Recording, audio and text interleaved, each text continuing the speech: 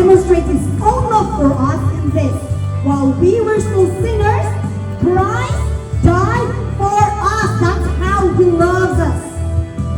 Wala nang papantay sa pagmamahal ng ating Diyos. Napakaswerte mo kung nakakilala ka talaga sa Panginoon. Lugi ang hindi nang ilala si Ira Ginoo kung sino naghimong sa ira. Lugi ka mo. Pero, may kanto ka mo, ha? Boss! I pray for you that you also feel His profound love, His amazing love. Kay grabe ang hugma sa Ginoo sa ato. I can see it now, and I pray that you will see it too. You will feel His amazing love. Because when I felt His love, I cannot contain His love. Dili kaya sa akong heart makontain ang love sa Ginoo. Sobrang kabugat ang iyang pagmamahal, ang iyang paghigugma.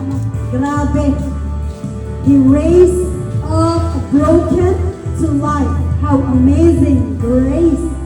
How sweet the sound. Amazing grace.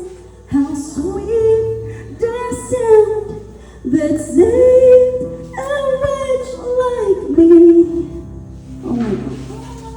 I once was lost, but now I found.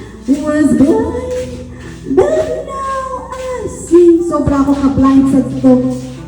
Sigilan ako ng travel, sigilan ako ng party-party, pag-ininom, pag-pinanlalaki.